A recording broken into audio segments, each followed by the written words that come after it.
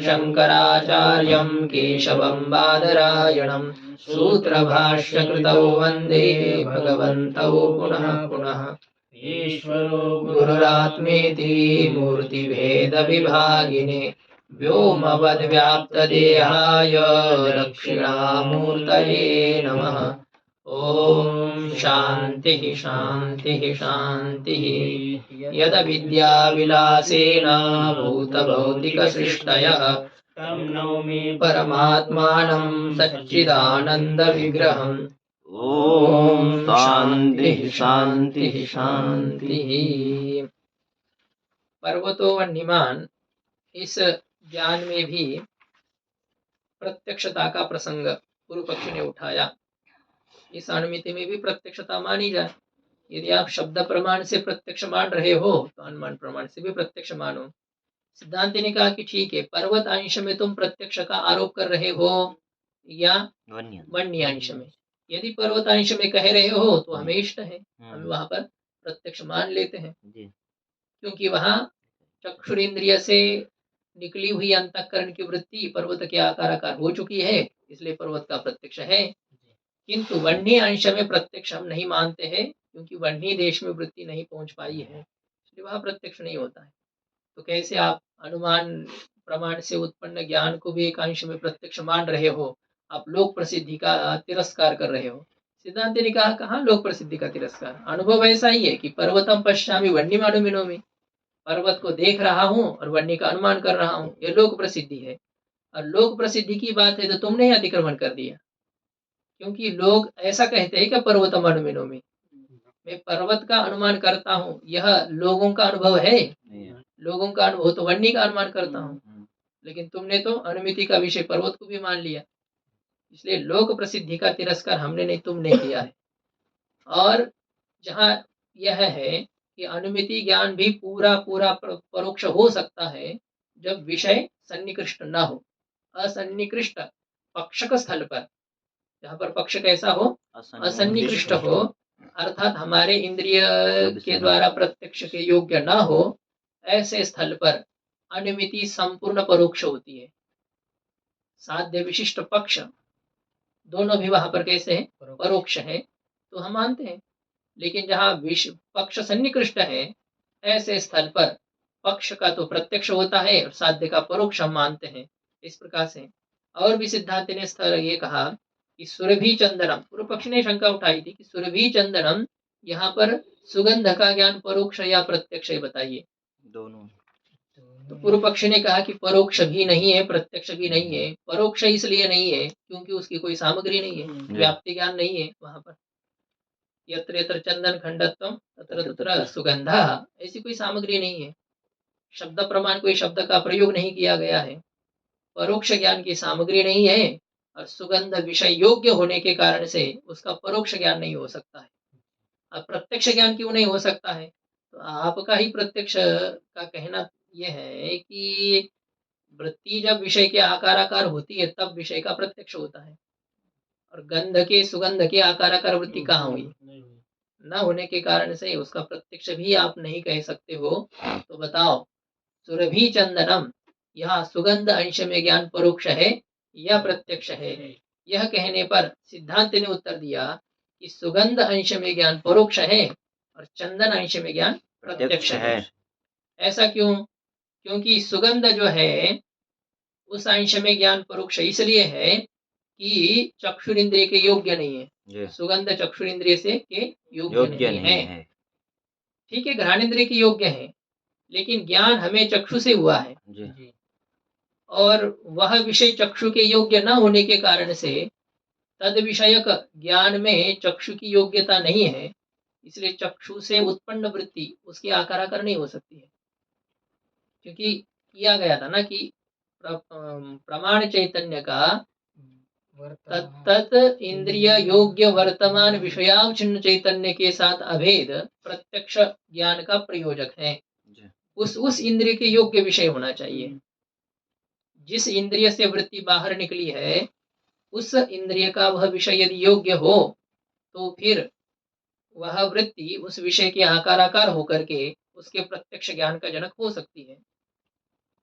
लेकिन सुगंध अंश में चक्षुरिंद्रिय की योग्यता न होने के कारण से योग्यत्व घटितस्य निरुक्त लक्षणस्य अभावात्, योग्यत्व घटित जो लक्षण है तो वह लक्षण वहां पर विद्यमान न होने के कारण से प्रत्यक्षता का प्रसंग नहीं है, सुगंध अंश में ज्ञान परोक्ष ही है, यह सिद्धांति का कहना था, है ना।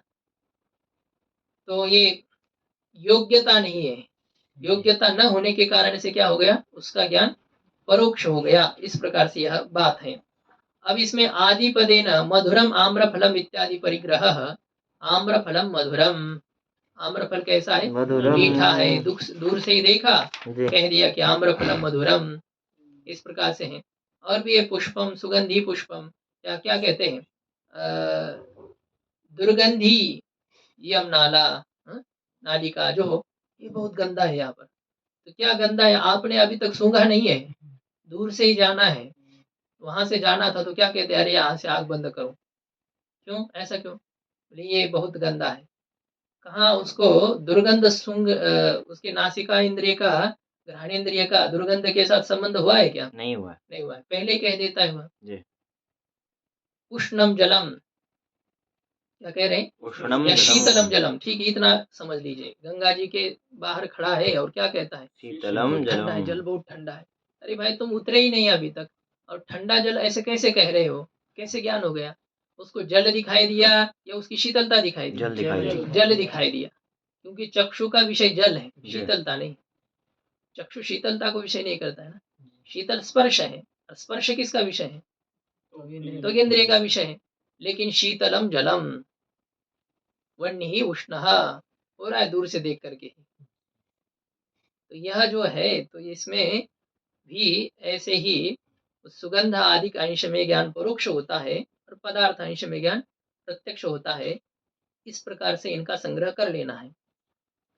अब यहाँ पर बात यह है कि जिस सुगंध अंश में ज्ञान आप परोक्ष कह रहे हैं, क्या उस सुगंध का उसने पहले ग्रहण किया है या नहीं किया है, पहले किया है। हाँ, तो किया यदि है तो तब उस सुगंध का उसको स्मृति ज्ञान है, स्मृति ज्ञान परोक्ष होता है। देखिए कह रहे आघ्रात पूर्वम तत्सौरभम तत्र ज्ञानम स्मृति ही। अब पाठ क्या है आगे बोलो, आघ्रात पूर्वम तत्सौरभम, आगे चेत तरहि तत्र ज्ञानम स्मृति, हाँ, तर्हि तत्र ज्ञानम स्मृति। स्मृति यदि आघ्रात पूर्वम तत्सौरभम, आघ्रातम पूर्वम, आघ्रातम च पूर्वम आघ्रातम आघ्रात पूर्वम, ऐसा करो, पहले जिसको सूंघा गया है आघ्रात पूर्व है, राजदंता दिशु परम जो होता है उससे पूर्वम आघ्रातम आघ्रात पूर्वम, इसको पहले सूंघा गया है। तो ऐसा वह सुगंध यदि हो, यदि उस सुगंध को पहले सूंघा गया हो तो फिर तत्र ज्ञानम स्मृति ही, तो फिर सुगंध के विषय में कौन सा ज्ञान है, स्मृति ज्ञान।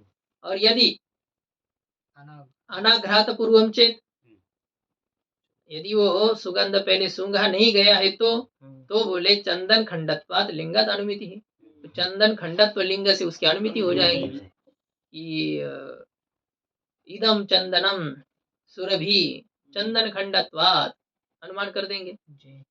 तो इसलिए किसने कहा कि अनुमान क्या वहां परोक्ष ज्ञान की सामग्री नहीं है, होता है, नहीं नहीं हर एक चंदन खंड में सुगंध का अनुमान कैसे कर सकते हैं, तो भाई तो ये तो होते ही है, धूमाभास से भी कहा आप पुण्य की अनुमिति कर पाते, इसका मतलब कि आपने अनुमान प्रमाण को तिलांजलि दे दी, नहीं नहीं, कभी कभी हेतु दूषित होते हैं, हेतु दूषित कभी कभी होते हैं, इसका अर्थ क्या, हेतु को छोड़ देना है क्या, एक्सीडेंट बहुत होते हैं, इसका मतलब क्या, ड्राइवर चलाना छोड़ देते हैं क्या, जिनका हो गया, जिनकी आयु पूरी हो गई, जो कुछ है तो हो गया, गलती चाहे जिसकी हो जो हो, लेकिन बाकी के चलाना छोड़ते हैं क्या, युद्ध में कोई मारे गए इसका मतलब बाकी युद्ध करना छोड़ देते हैं क्या।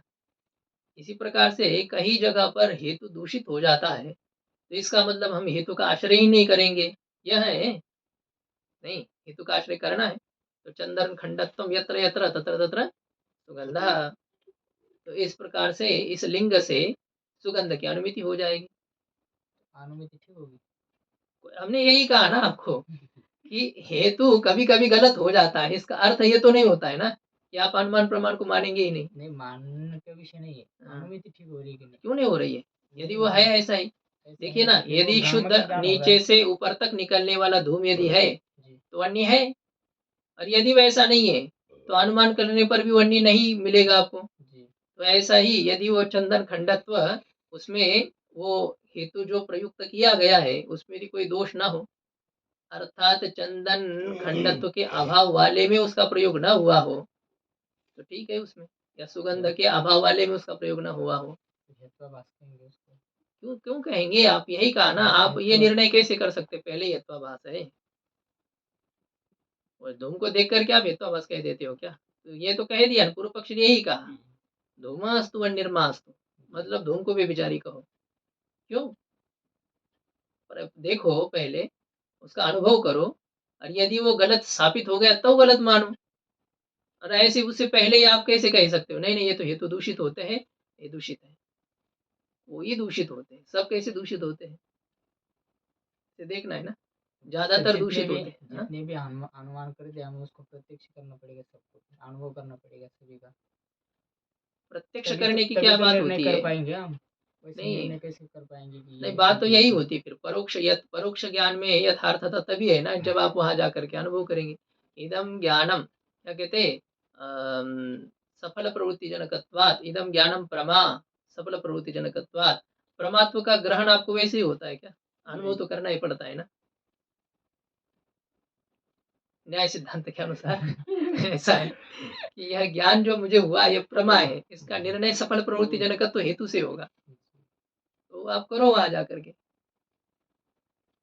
ऐसा यह देख लेना है। अब सिद्धांत क्या करेगा तो ये बात नहीं, यहाँ पर देखो जहां पर विरोध नहीं होता है वहां मान लो ना अन्य की भी बातें, सिद्धांति का कोई ऐसी आकड़ नहीं है कि हम किसी की बात नहीं सुनते हैं, सुनते हैं जहाँ विरोध नहीं है, हमें कोई ये नहीं है, ऐतराज नहीं किसी के मत से, उसने कहा ठीक है उसका नाम बढ़े, हम मानते उस जगह पर उस चीज को भी, कहीं के अन्यथा ख्याति सिद्धांति मानता है, तो ये विचार किया गया था स्फटिक स्थल पर जैसे है, अन्य के अन्यत्र प्रतीति हो रही सिद्धांति मान लेता है, क्यों वहां पर नया क्या कहते हैं उसमें रक्तिमा अतिरिक्त अनिर्वचनीय उत्पन्न होती है, ये मानने की क्या आवश्यकता, सिद्धांति मान लेता है कि पुष्प की रक्तिमा स्फटिक में दिखाई देती है, इष्ट है हमें, हम मान लेते हैं। तो यह बात है, क्या है, यदि चंदन खंड में जो सुगंध है वह पहले सूंघा नहीं गया हो तो अनुमान हो जाएगा, अनुमिति ज्ञान हो जाएगा, यदि पहले से सूंघा हो तो स्मृति ज्ञान होगा, तो चाहे स्मृति ज्ञान हो चाहे अनुमिति ज्ञान हो, दोनों भी ज्ञान कैसे हैं, परोक्ष है, इसलिए सुगंध अंश में ज्ञान परोक्ष है, परोक्ष ज्ञान की कोई सामग्री नहीं है, यह बात नहीं है। देखिए मतलब सिद्धांति ने उसके दोनों भी हेतु को काट दिया, उसने कहा था कि सुगंध अंश में ज्ञान परोक्ष नहीं है, क्यों?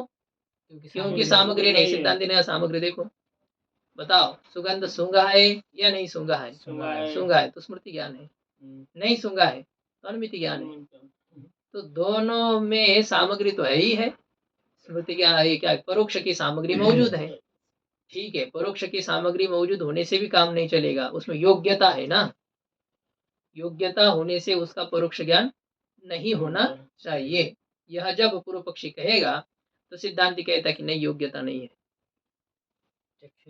योग्यता नहीं है, क्योंकि उस इंद्रिय की योग्यता की बात है, ये कह रहे ननु सौरभ्यस्य योग्य विषयत्वात् तदंशेपि ज्ञानम अपरोक्षम एव किम न स्यात् इति चेत तत्राह, कहते सुगंध में भी योग्य विषयत्व होने के कारण से सुगंध अंश में भी ज्ञान प्रत्यक्ष क्यों नहीं होगा, यदि चंदन अंश में प्रत्यक्ष है तो सुगंध अंश में प्रत्यक्ष क्यों नहीं, क्या बिगाड़ा है सुगंध ने, योग्य विषयता दोनों जगह पर समान है, इति चेत ऐसा यदि कहे तो सिद्धांति तत्राह, सिद्धांति कहता है कि सौरभ्यस्य चक्षुरिंद्रिया योग्यत्वात्, सुगंध जो है वह कैसा है, चक्षुरिंद्रिय के योग्य नहीं है, योग्य होने से काम थोड़ी, जिस इंद्रिय से जनित वृत्ति है उस इंद्रिय के योग्य वह नहीं है, तथा च तत्तद इंद्रिय योग्यत्व घटित लक्षण से अभावात अदोषः, नहीं तो फिर क्या है, अंधे को कहेंगे अरे मुझे जल दे दो तो उसको कहेंगे अरे भाई वहां घड़ा रखा है ले लो, तो क्या ये शब्द सुनने से उसकी वृत्ति तो बन ही गई, वहां रखा है ऐसे, तो क्या उसको घड़े का ज्ञान हो गया प्रत्यक्ष, नहीं ना, क्यों, क्योंकि जिस इंद्रिय के योग्य घड़ा है उस इंद्रिय का संबंध अंधे का नहीं हुआ है उसके साथ, इसलिए बेचारा नहीं कर पाता है। तो तत्तद इंद्रिय के योग्य वह विषय होना चाहिए। तो तथा च तत्तद इंद्रिय योग्यत्व घटित लक्षण से अभवत, उस इंद्रिय के योग्यता के घटित जो लक्षण है तो वह न होने के कारण से लक्षण किया प्रत्यक्ष के प्रयोजक का कि प्रमाण अवचिन्न चैतन्यस्य तत्तद इंद्रिय योग्य वर्तमान विषयावचिन्न चैतन्येन अभेदः। यह लक्षण सुगंध में विद्यमान न होने के कारण से उसमें प्रत्यक्ष होना चाहिए, यह दोष नहीं है, अदोष इत्यर्थ। इस प्रकार का अर्थ है। पूर्व पक्षी फिर कहता है ननु असन्निकृष्टक पक्ष का अनुमिति स्थले पक्ष अपरोक्षतायाम यथा असन्निकृष्टत्वं बाधकम तथा सन्निकृष्ट पक्ष का अनुमिति स्थले सुरभि चंदन इत्यादौ च परोक्षत्व अपरोक्षत्वयोः अभ्युपगमे प्रसिद्ध जाति बाधक सांकर्य प्रसंग बाधक तथा च नेदम युक्तम इत्याशंक्य निराचष्टे।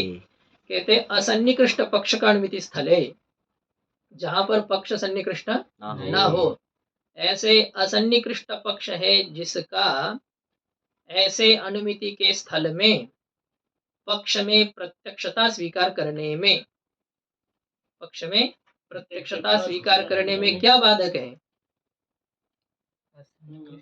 पृथ्वी परमाणवः गंधवन्तः पृथ्वीत्वात् यन्नैवं तन्नैवं घटादिवत् जलवत्।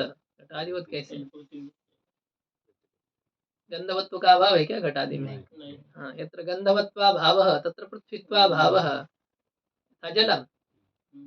यहाँ पर अन्वय दृष्टांत दिया था, अन्वय दृष्टांत घट दिया, ठीक है, ऐसे है, घट चल जाएगा। यत्र यत्र पृथ्वीत्वं तत्र तत्र गंधवत्वम यन्नैवं तन्नैवं यथा जलम, अन्वय व्यतिरिक्त अनुमान है। तो यहाँ पृथ्वी के परमाणु गंध वाले हैं, पृथ्वी के परमाणु रूपी पक्ष का प्रत्यक्ष है? नहीं है। पृथ्वी के परमाणु रूपी पक्ष का प्रत्यक्ष क्यों नहीं है बताइए? असन्निकृष्टत्व उसमें बाधक है। सन्निकृष्टता हो तो पक्ष का प्रत्यक्ष, और सन्निकृष्टता न हो तो पक्ष का प्रत्यक्ष नहीं होता है। सन्निकृष्ट होने पर दिखाई, पर्वत दिखाई दे रहा है ना, तो उसका प्रत्यक्ष है। परमाणु तो वैसे नजदीक होने पर भी नहीं दिखाई देगा। तो इसलिए तो कह रहे हैं ना, नजदीक विधि की बात। सन्निकृष्ट का मतलब क्या होता है? बहुत नजदीक को सन्निकृष्ट नहीं कहते। इंद्रिय के योग्य, इंद्रियों के संबंध, इंद्रियों से संबद्ध होनी चाहिए। इंद्रियों से संबद्ध फिर भी है, वो इंद्रियों से संबद्ध की बात नहीं हो रही है, तो फिर तो अंधे के भी चक्षु से संबद्ध है सामने वाले पदार्थ। सीधा योग्य का होना, फिर योग्य होना चाहिए। हाँ, वही अर्थ वही होता है। सन्निकृष्ट का मतलब वही है, वो हमारे अत्यंत निकट रहते। निकट रहते मतलब क्या है? हमें बगल में और हमको पता नहीं, ये बात नहीं होती है। जिनको हम जानते हैं वही निकट है, और जिनको हम नहीं जानते हमारे निकट होने पर भी हम उसे निकट थोड़ी मानते हैं। निकट नहीं ना, परमात्मा निकट या दूर है? निकट हो भाई, कम से कम वेदांत पढ़ रहे हो, लेकिन फिर भी क्या है, उसका नहीं है ना प्रत्यक्ष, प्रत्यक्ष नहीं है, इसलिए वो दूर है।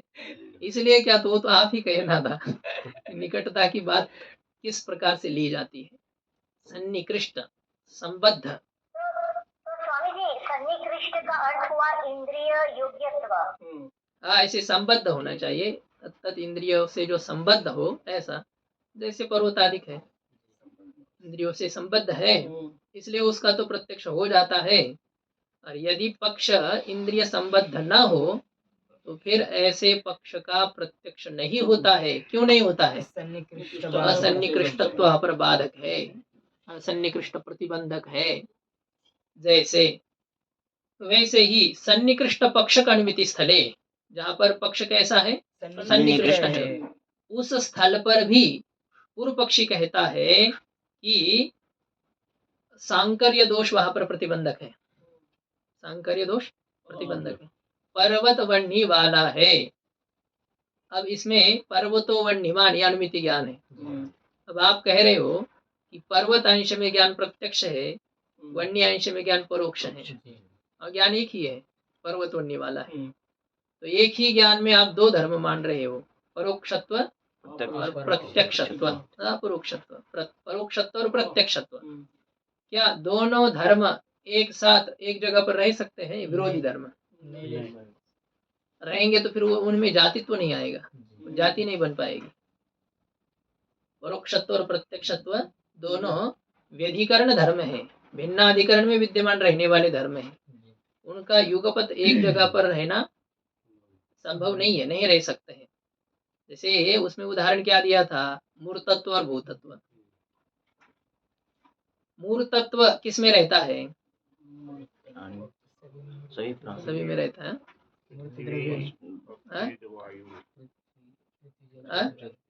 बोलो। हाँ, 4 में मूर्तत्व। मन में भी है। पृथ्वी जल तेज वायु और मन परिचिन्न परिमाणवत्वम मूर्तत्वम। वह क्या कहते उसमें दूसरा एक है क्रियावत्वम मूर्तत्वम। ये जो परिचिन्न द्रव्य है उसमें मूर्तत्व है, और भूतत्व कहाँ है? भूतत्व पृथ्वी जल तेज वायु और आकाश में है। देखो, भूतत्वम विहाय मूर्तत्वम कहाँ है? जहाँ भूतत्व नहीं है किंतु मूर्तत्व है, कहाँ है? मन में है।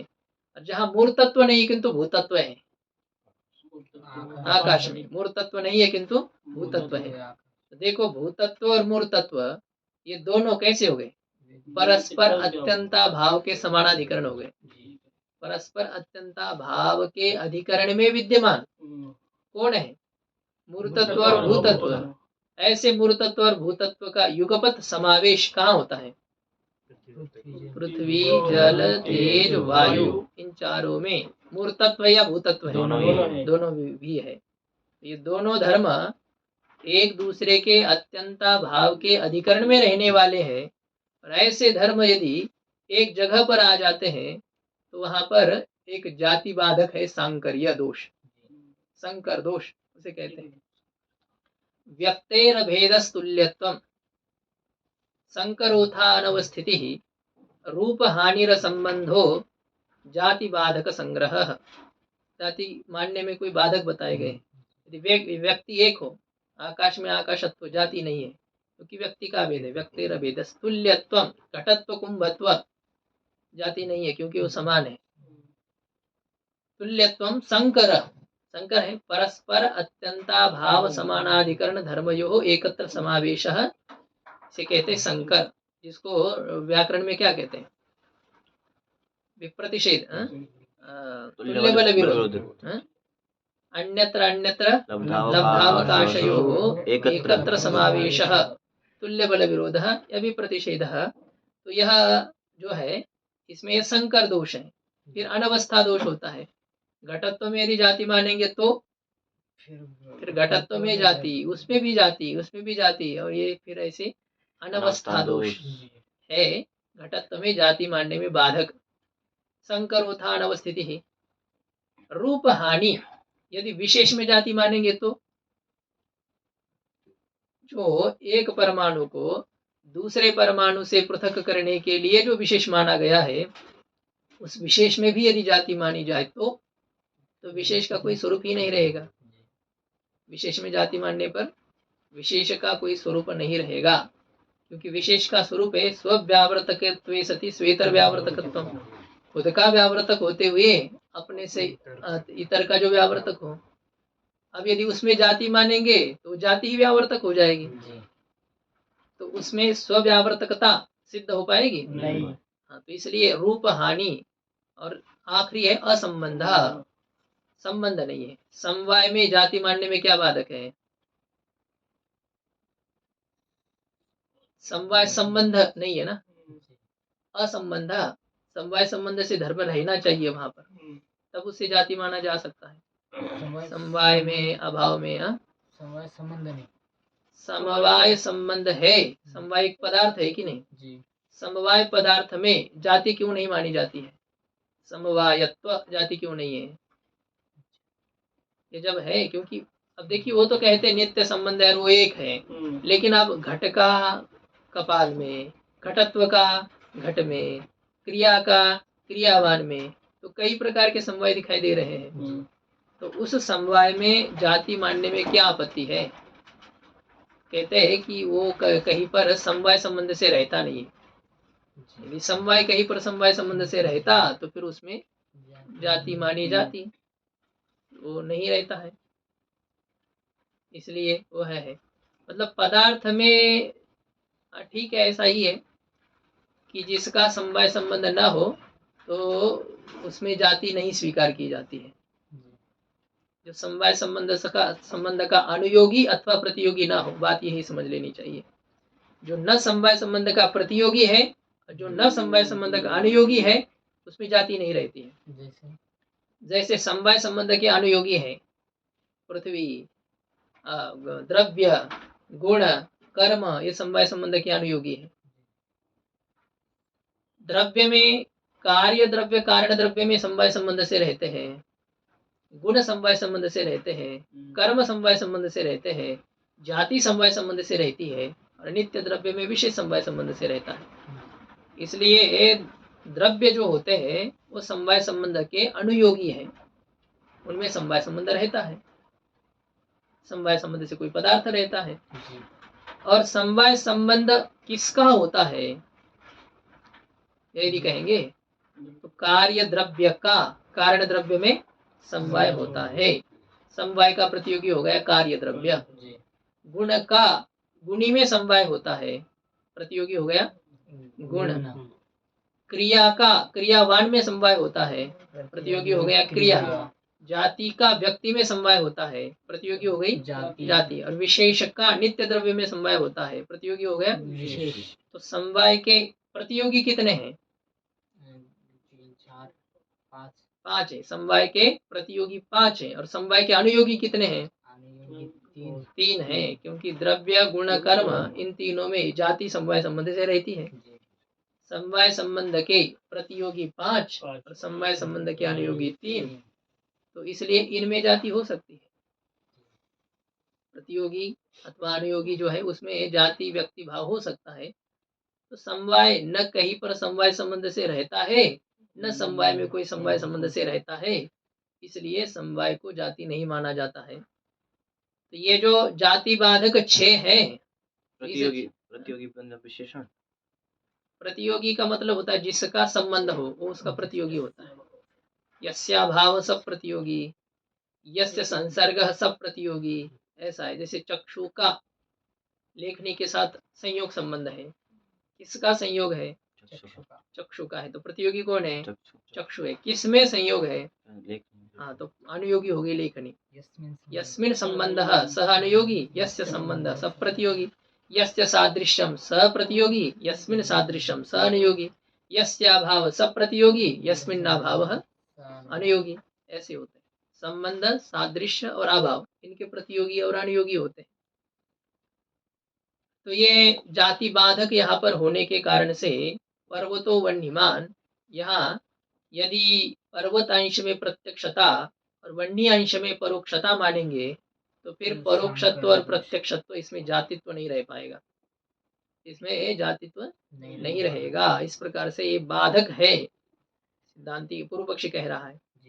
उसी प्रकार से सुरभि चंदनम, यहाँ भी यही बात है। सुरभि चंदनम कितने ज्ञान है? 2 ज्ञान है, एक ही ज्ञान है। चंदन सुगंध वाला है, एक ज्ञान, और उस एक ज्ञान में सुगंध अंश में परोक्षता, चंदन अंश में प्रत्यक्षता मानने पर क्या होगा कि परोक्षत्व और प्रत्यक्षत्व एक दूसरे के अभाव के अधिकरण में रहने वाले हैं। ऐसे उन परस्पर अत्यंताभाव समानाधिकरण धर्मों का एकत्र समावेश स्वीकार करने पर संकर नामक जाति बाधक विद्यमान होने के कारण से प्रसिद्ध जाति बाधक सांकर्य, जो कि प्रसिद्ध है जाति का बाधक, ऐसा प्रसिद्ध जो सांकर्य, प्रसिद्धश्च सो सांकर्यश्च, ऐसा है। जाति बाधक कौन है?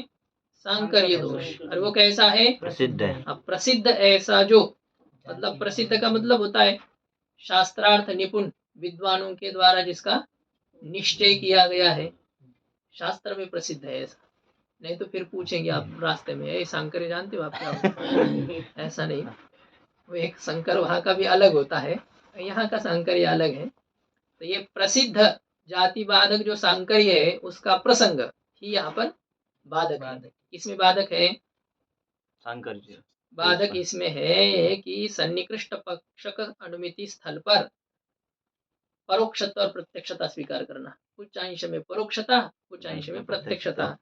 इसको मानने में ये जाति बाधक है, इसका मतलब परोक्षत्व जाति नहीं बन पाएगी, प्रत्यक्षत्व जाति नहीं बन पाएगी, इसमें जातित्व नहीं होगा, ये बाधक है। तथा च नेदम युक्तम इत्याशंके निराचष्टे, इसलिए यह उचित नहीं है। कुछ अंश में प्रत्यक्षता कुछ अंश में परोक्षता, ये उचित नहीं है, इस प्रकार की शंका करके सिद्धांत इसका निराकरण करता है। ये परोक्षत्व और प्रत्यक्षत्व ये परस्पर अत्यंताभाव समानाधिकरण धर्म है, ये तो समझ में आया ना। जी। देखो पृथ्वी परमाणव गंधवंतः, या क्या हो रहा है, यहाँ पक्ष में क्या है, परोक्षत्व है, प्रत्यक्षता नहीं है। जी। और पर्वतो वन्यमान, यहाँ पर्वत अंश में क्या है, प्रत्यक्षता। प्रत्यक्षता है, परोक्षता नहीं है, जी। ऐसा हो रहा है। और अयम घटः जैसा हो जी। तो यहाँ पर क्या हो रहा है, प्रत्यक्षता ये नहीं, एक मिनट, हमें क्या करना है कि प्रत्यक्षत्वम विहाय परोक्षत्वम और परोक्षत्वम विहाय प्रत्यक्षत्वम, और फिर दोनों धर्म, हाँ ठीक है, ऐसा ही कि प्रत्यक्षत्वम विहाय परोक्षत्वम कुत्र पृथ्वी परमाणव गंधवंतः, जी। यहाँ प्रत्यक्षत्व नहीं है, परोक्षत्व है। अच्छा, परोक्षत्व नहीं और प्रत्यक्षत्व है, अयम घट। अयम घट, यहाँ परोक्षत्व नहीं है, प्रत्यक्षत्व ही है। तो देखो जहाँ परोक्षत्व है वहाँ प्रत्यक्षत्व नहीं है, और जहाँ प्रत्यक्षत्व है वहाँ परोक्षत्व नहीं। किंतु पर्वतो वन्यमान, या दोनों भी, यहाँ प्रत्यक्षत्व भी और परोक्षत्व भी है, तो दोनों व्यधिकरण धर्मों का युगपत समावेश होने के कारण से, एक जगह पर उपस्थिति होने के कारण से संकर नाम का दोष है। इसलिए क्या है, यह विरुद्ध धर्म एक जगह पर स्वीकार करने पर जातित्व सिद्ध नहीं हो पाएगा, इसलिए यह मानना उचित नहीं है, ये पूर्व पक्षी के द्वारा कहा गया। देखिए सिद्धांत क्या कह रहा है, मूल में यह बात थी, न च एवं एकत्र ज्ञाने परोक्षत्वापरोक्षत्वयोः अभ्युपगमे तयोर जातित्वं न स्यात्। इस प्रकार से एक ही ज्ञान में परोक्षत्व और अपरोक्षत्व स्वीकार करने पर तयोः जातित्वं न स्यात्, परोक्षत्व में और प्रत्यक्षत्व में जातित्व नहीं माना जाएगा, उसमें जातित्व सिद्ध नहीं हो पाएगा, है ना। जी। परोक्षत्व जाति है, अपरोक्षत्व जाति है, लेकिन उसमें जातित्व नहीं सिद्ध हो पाएगा संकर दोष होने के कारण से।